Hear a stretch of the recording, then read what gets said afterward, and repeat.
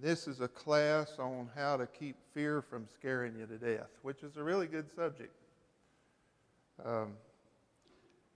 I've entitled this particular lesson, When You Come to the End of You. That's also a real good subject. And it's usually when we're living our lives, we have some control over the outcome, don't we? That's how we basically live our lives. We're presented with problems and we make decisions that we hope result in a good outcome. And so we exercise some control over our lives so that we have good outcomes. And it usually works until it doesn't. And then it doesn't work. And when we come to the end of our ability to do things, it gets scary, especially if things still are a problem. And you can think about probably 1,000 examples in your own life. Getting sick when you can't do anything about it. Broken up relationships when you can't do anything about it. Or lost jobs when you can't do anything about it. All these things that we think we're supposed to be able to control and we think we're supposed to be able to handle or fix. What if you can't fix it? Then what do we do? Well, it gets scary, but let me say this. Fear is not the opposite of courage. You can be really, really scared and be really courageous at the same time. I guess some of the most stark examples are combat people who are in battle, and they might be very, very scared, but they're very courageous. And we can do the same thing in 1,000 other areas of our lives. We can be scared, but we can keep it from scaring us to death, and we can be courageous. And so that's part of what we're about. I'm assuming I'm talking to God's children today. I'm assuming I'm talking to Christians who are in a right relationship with God. And the message we have available to us to live our lives in an overcoming way, in a way that doesn't keep us ineffective and worried and anxious all the time because of circumstances. But fear can paralyze us. And it can make us ineffective, and it can destroy us. It can make us do stuff we weren't supposed to do, and it can keep us from doing things that we ought to be doing. And it also can physically kill us. Like if I'm running away from a tiger or something and I run across a road and a car hits me, I'm as dead there as I would have been had the tiger caught me. So it can make us do things that end up killing us, but it also can kill us slowly with high blood pressure and things like that. And so fear is a big deal in our lives.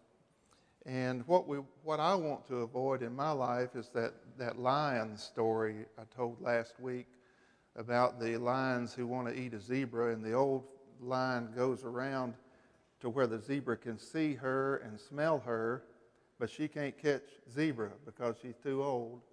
And she just stands up, and then the zebra see that menacing lion standing there, and they run off away from that lion right into the jaws of the young active lions who catch zebras and eat them.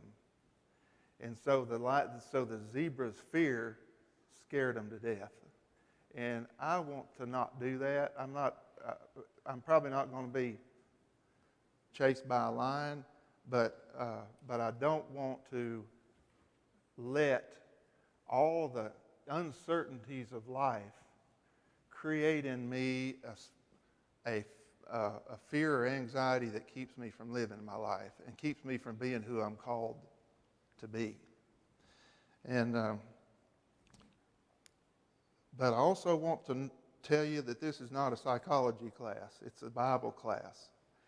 And psychology is closely related to Bible because the Bible tells us how our minds work.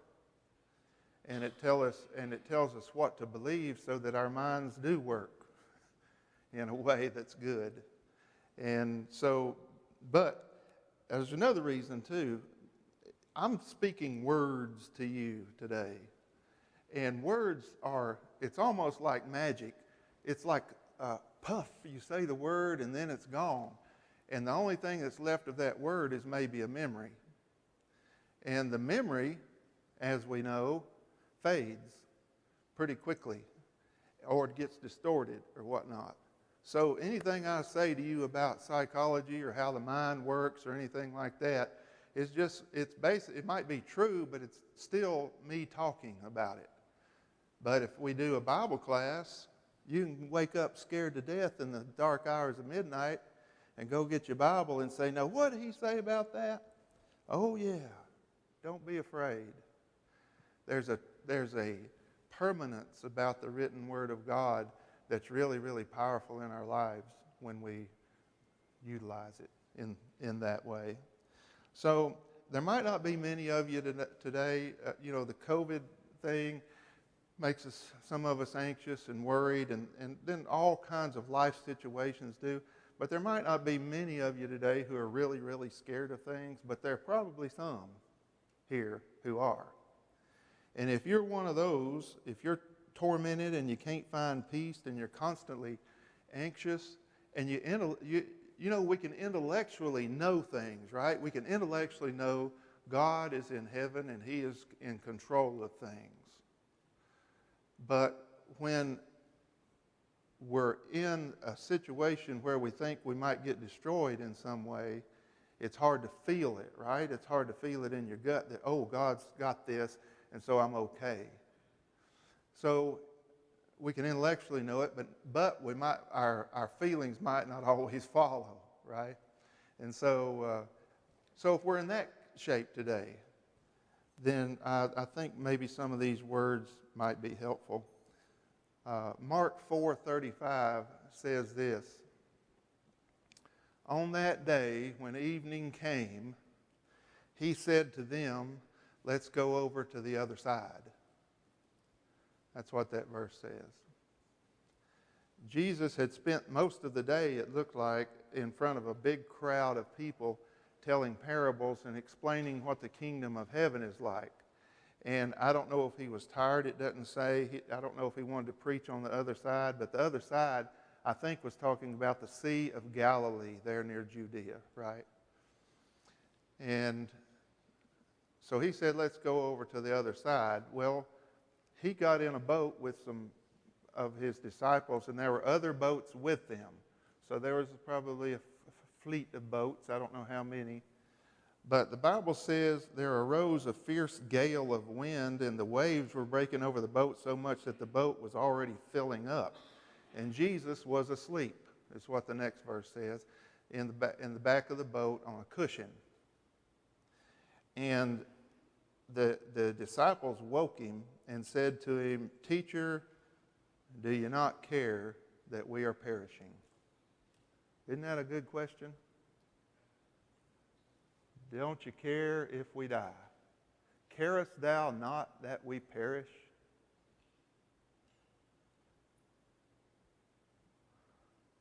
I think they were serious. I don't think that was a rhetorical question. I believe they thought they were going to die. I don't think you can do anything about storms on the Sea of Galilee if you're on a small boat and the waves start coming over and you're fixing to get swamped. So I think these people were really scared, and they woke Jesus up as their only last hope, I think. So these guys had come to the end of them, had they not? They were 100% at the end of their rope. It didn't matter how good a sailor they were. If your boat's full of water, you can't sail. So, afflictions then. But that kind of stuff happens a lot. And not necessarily swamping a boat, but all kinds of things that threaten our securities. And it's common to people, and it's common to all people. And have you noticed in the scriptures the number of people that, like Paul, how many people know of Paul? How famous is the Apostle Paul? He's really famous. How famous is King David? Well, lots of people know about those guys. And Paul, he ought to have had an easy time of it as much as he preached, seems like. But what did Paul say about himself? You don't have to turn here, but I'll just read it to you. 2 Timothy 3:10. He said, he's talking to Timothy. He said, you followed my teaching and how I acted and my love and my perseverance. But he also said, you followed my persecutions and sufferings, such as happened to me at Antioch, at Iconium, and at Lystra, and what persecutions I endured, and out of them all the Lord rescued me. Well, what kind of persecutions did he endure? Well, in 2 Corinthians, he listed a few of them. 5 times I received from the Jews 39 lashes.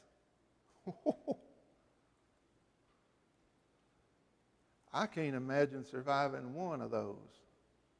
And he survived 5 lashings of 39 times from the Jews.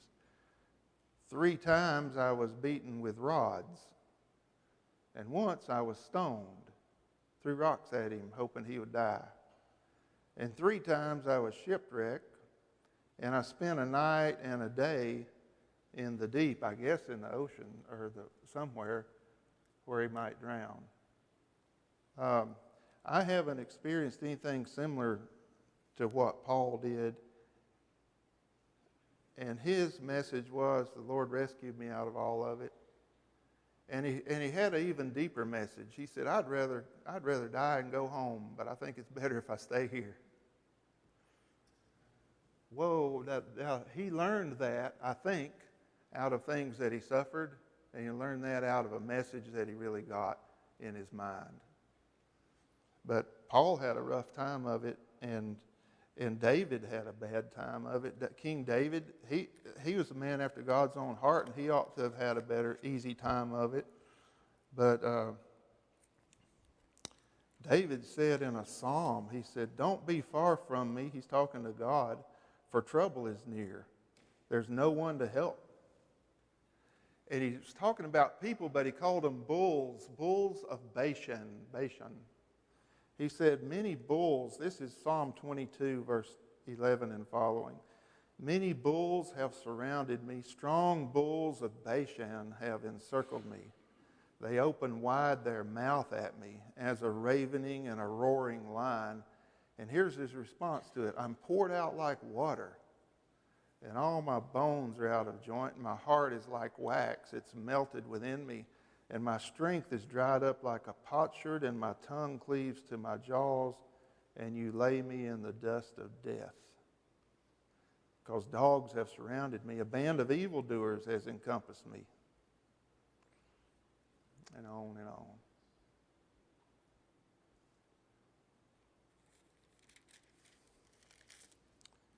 David had a hard time of it, and he was a righteous man. So, and also Jesus had a really hard time of it.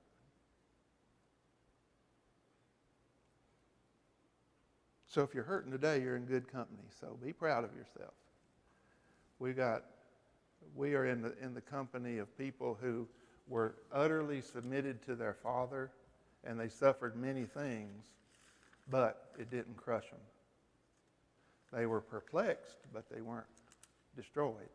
They were beat down, but they weren't crushed. And that we got the same opportunity because we're a child of the King. We have the same ability to do that as these guys did. So when it's too late and hope seems like it's a mockery and we're out of answers, and when we get to the end of us, what do? And we have to remember it was too late for those disciples on the Sea of Galilee. It was too late for them. There's a beautiful story, John 11. And if you have a Bible and want to, let's turn there.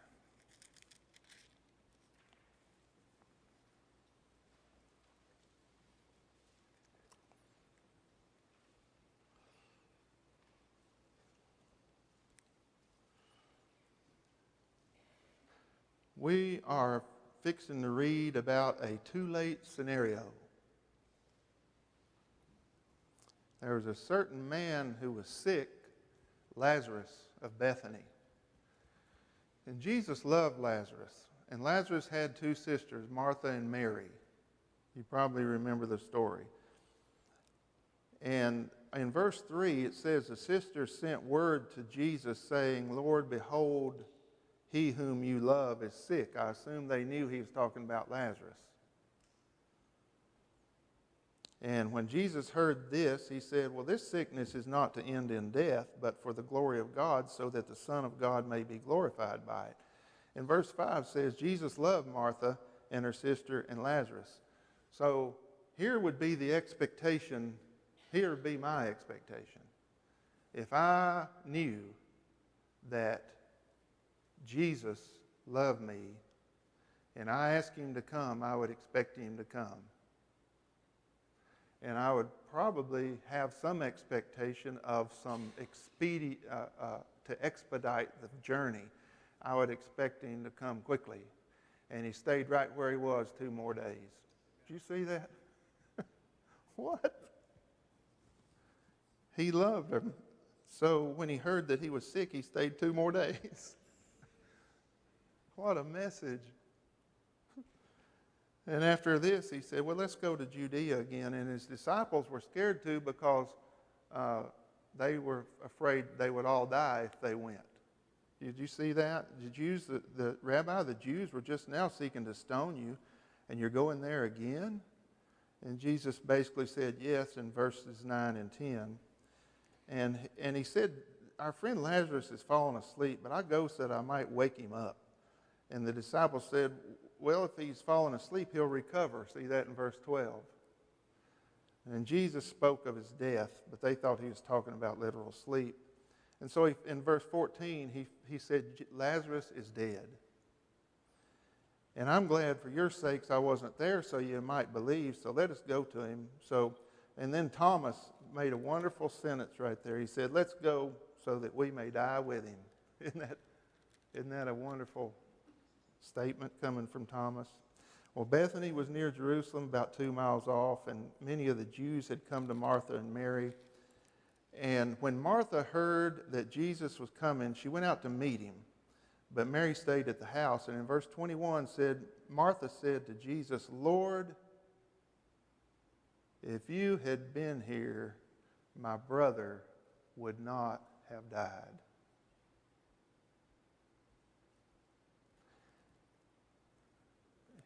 If you had been here, we'd have seen a miracle.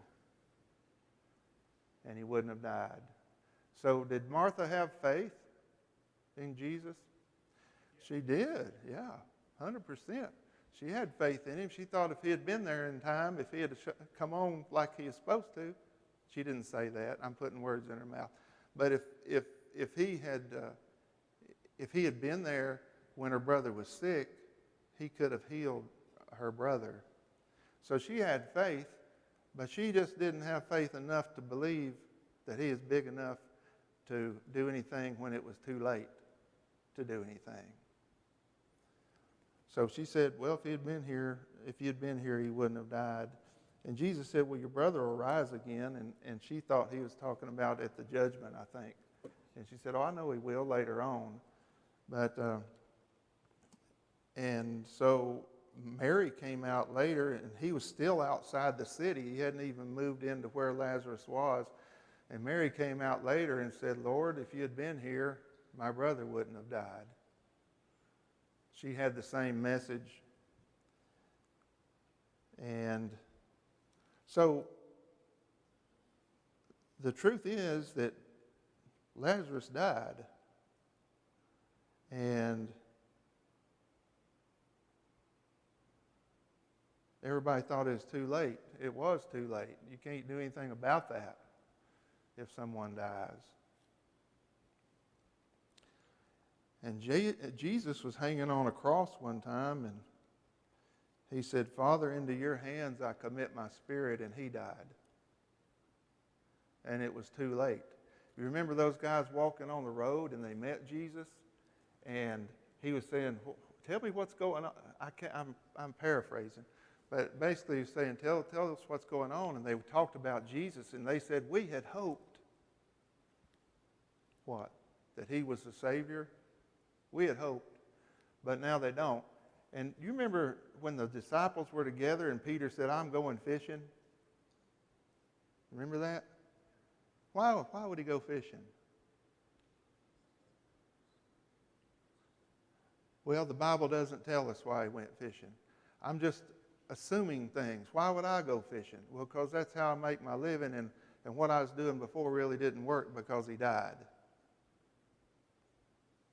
It was too late. So, but we know the story, right? Jesus calmed the storm by speaking to it. Jesus raised Lazarus by speaking to him. Jesus rose from the dead by his own power and by the power of his Father.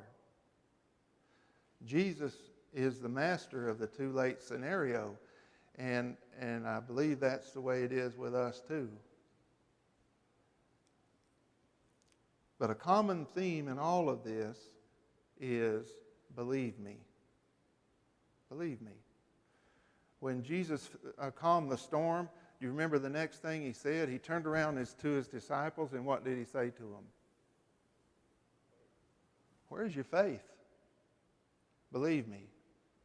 When Jesus was walking to Bethany to raise Lazarus, he said, I'm glad I wasn't there when he died because, why? I want you to believe. Yes, you'll see the glory of the Lord. And when Jesus died, and John wrote about it, he said in chapter 22, verse 31, 20, verse 31, he said,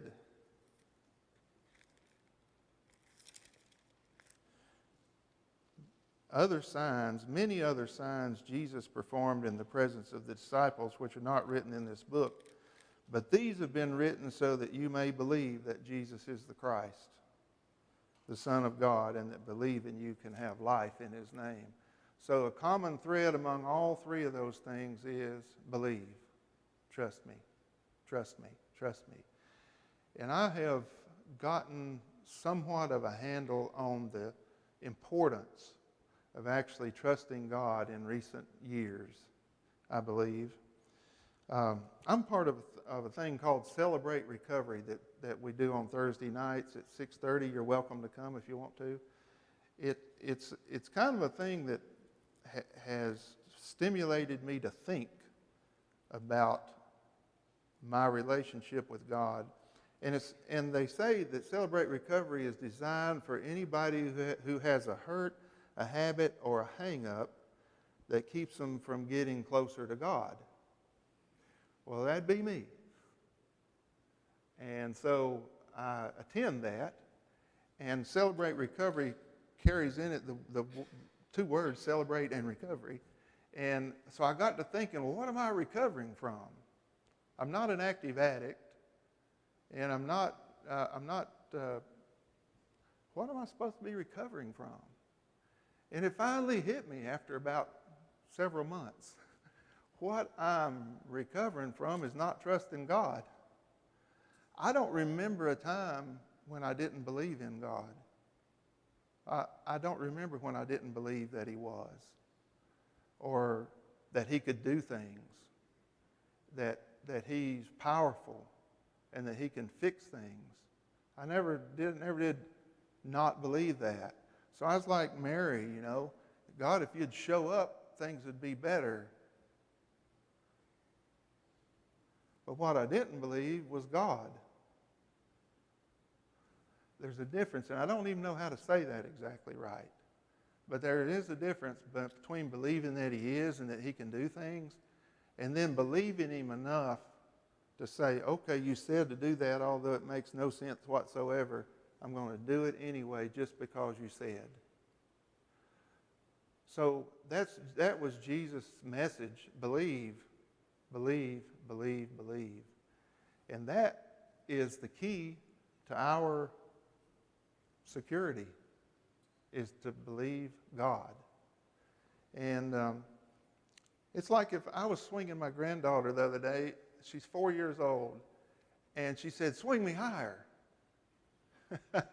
Oh, you know what she wanted me to do? She's like a daredevil little person, and she's a feral child is what she is. Let's just go ahead and say it. She, she's hilarious. I love her. Well, she said, "Swing me higher." And what she wanted me to do was swing her so high that slack got in the chain, and where it would jerk when she came down, and she just laugh and laugh and laugh.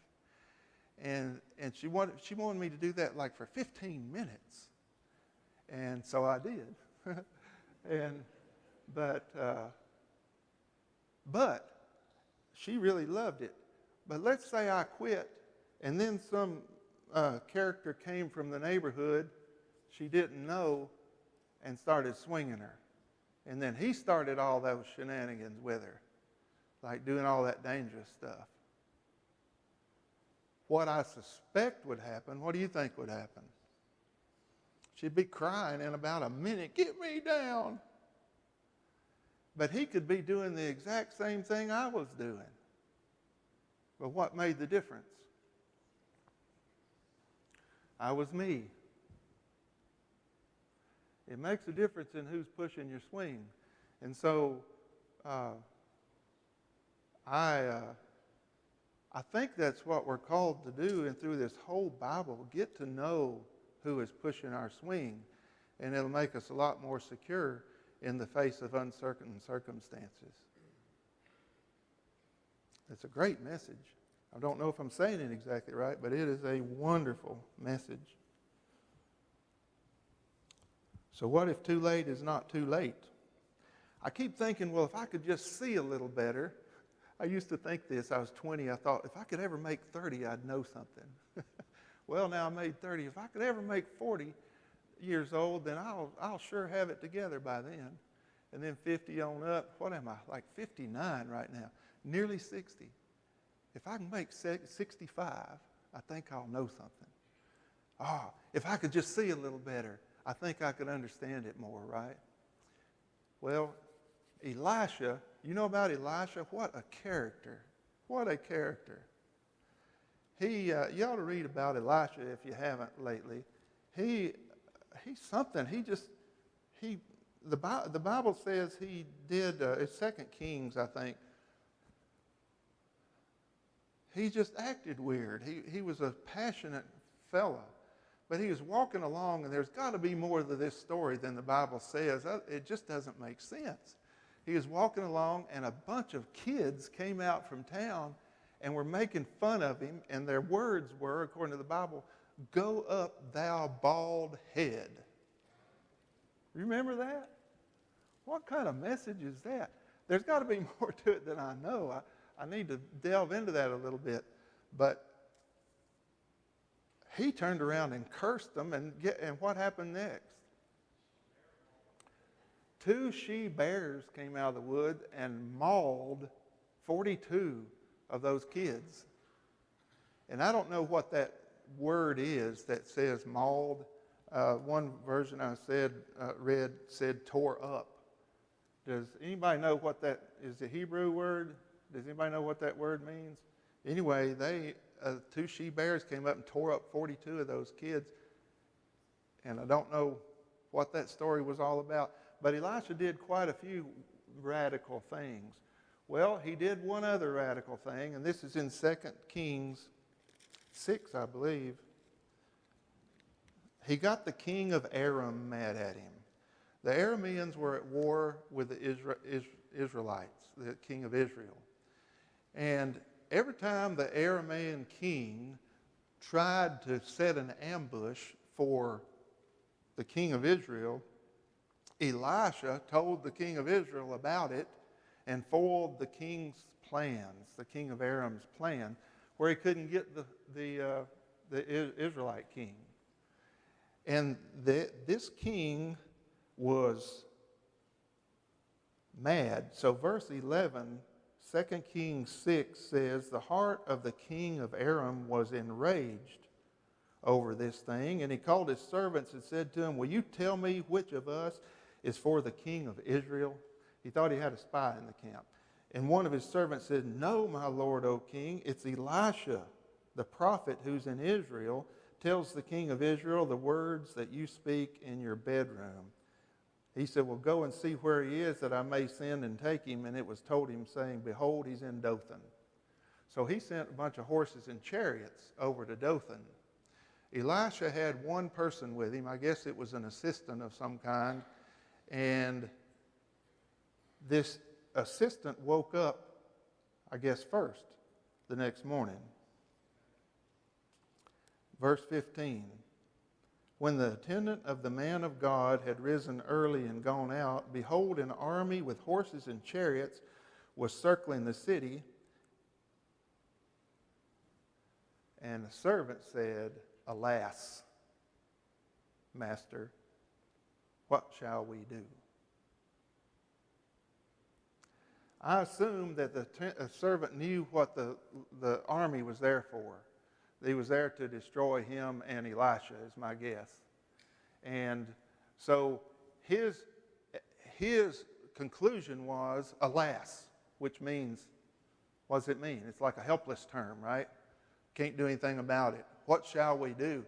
And what shall you do if it's 2 against 10,000, or however many there were? And so he despaired, and I have feeling for that guy, because he was doing exactly what a human's supposed to do. You're supposed to look at the evidence, and you're supposed to make a decision based on the evidence and say, okay, well, here's what my conclusion is based on what I see. We live our lives like that, right? And it works most of the time, because that's how things are. We're given an ability to be logical, and ability to make decisions, and that's what he was doing. And so what he saw was an army encircling the city, and their intention was to capture or kill Elisha, and when they did, they would do the same thing with this guy, and so he despaired. But the problem with that guy is not that he was necessarily wrong in what he concluded based on what he saw. The problem was he just didn't see everything. But Elisha did. Listen to this wonderful thing. He said, "Alas, my master, what shall we do?" Verse 16, Elisha said, "Don't fear, for those who are with us are more than those who are with them." And then Elisha prayed and said, "O Lord, I pray, open his eyes that he may see." And the Lord opened the servant's eyes, and he saw, and behold, the mountain was full of horses and chariots of fire all around Elisha.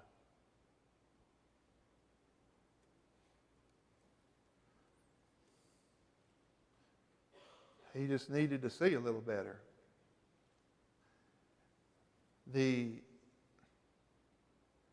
servant looked at the same thing Elisha did, and he despaired, but Elisha was totally convinced of utter victory, and they saw the same thing. Except Elisha saw more. He saw what was not visible. Did you know that some of the most real things in the world, you can't see them? You could fill this whole room up with x-rays, radio waves, thoughts, sound, heat, justice, and love, and then take a picture, and it wouldn't show anything but a bunch of people in this auditorium. You wouldn't see any of those. But nobody questions that they're real. All right, here's a question for you. What do you see? Do you see a pandemic and a corrupt government and a world order that's going all to pot? Do you see breaking down relationships, and do you see jobs that are insecure? Do you see destruction on the horizon that you can't quite get away from? What's your conclusion? Despair? You know, it's possible that all of those things are correct. But maybe if we saw a little bit better, it would make a difference to us. What did Elisha see? He saw horses and chariots of God surrounding the city on fire.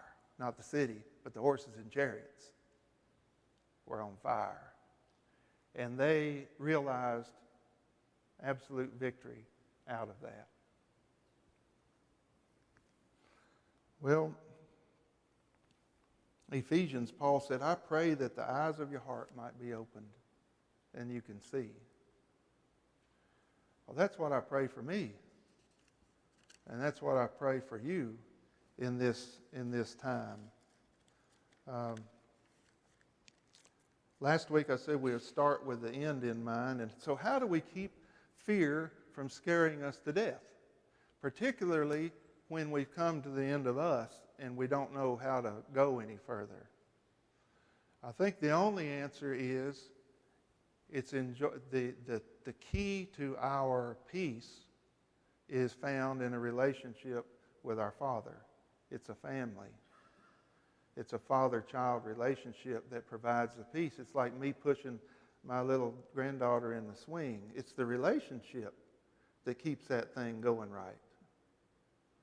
And it's the relationship that provides the peace and security we need. And Jesus said, if you don't become like a little child, you can't be part of the kingdom. And Jesus said, Father, into your hands I commit my spirit. Father, into your hands I commit my spirit. Jesus taught us how to pray. Our Father, who's in heaven, hallowed be your name. And when we get a hold of that, it's like we can put our full weight down on God without tensing up too bad. I know I've told almost all that I'm saying 1,000 times to some of you, but it's still true, and I really like the message. But there was an old mechanic who worked at an airport, and he wouldn't ever fly because he was afraid of flying. But he worked on airplanes for like 30 years. And he finally got ready to retire, and his fellow employees said, you've got to fly one time before you retire. And so he got in an airplane, and they took off and flew around the airport and came back and landed. And everybody ran out to him and said, how was it? How was it? He said, well, it was all right, but I never did put my full weight down on that airplane. Isn't it possible to think that worrying about it is what keeps the plane in the air?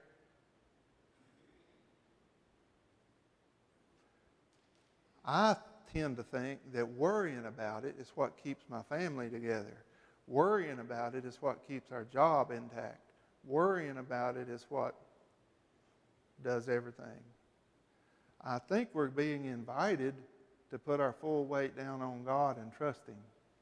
And then just do the things He's asking us to do.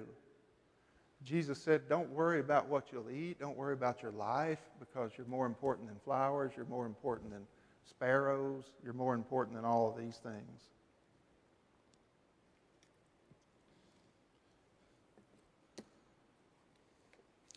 Last thing I want to say, and thank you for your attention.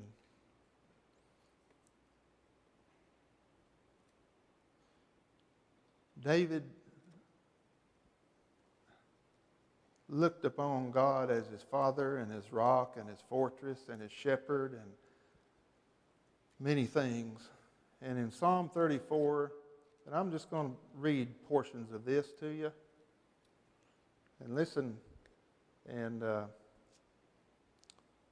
this gives us an idea of what David thought about his father.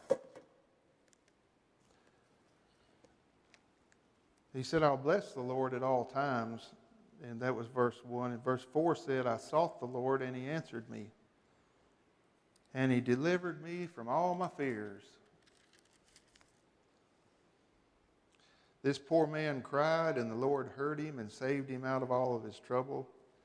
He said, the angel of the Lord encamps around those who fear Him, and He rescues them. The angel of the Lord encamps around those who fear Him, and He rescues them.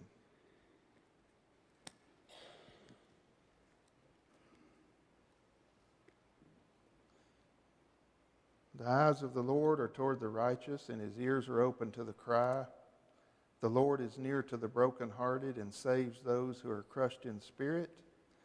And many are the afflictions of the righteous, but the Lord delivers him out of them all.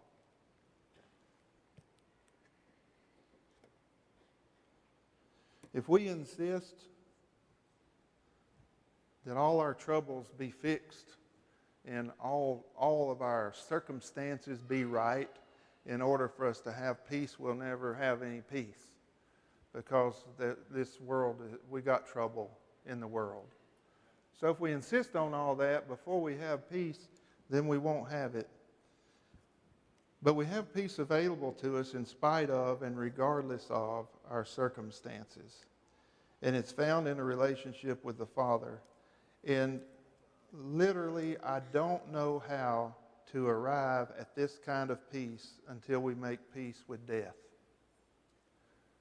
Because many, many things have at their root a fear of destruction, a fear of death. You know, I don't want to get sick because I might die. So it's possible for us to live our lives being afraid to live because we're afraid to die. It's almost like I don't want to enjoy the sunrise because I hate to see it set. That's not what we're called to do. We're called to not be afraid of death. And I don't have a handle on that yet. And so I can't teach with real good, strong authority on that. I can know it intellectually, like I was saying a while ago, but I don't know it yet in my deepest being. And I sure hope God creates that in me before I die. But if we believe the Bible, the day we die is probably better than the day we were born. And that's really a wonderful message. Anyway, Jesus said, "Come unto me, everybody who's weary and heavy laden, and I'll give you rest." So my wish for you today is that you have rest and that you have peace and that it's all based on this relationship we have with our Father. Let's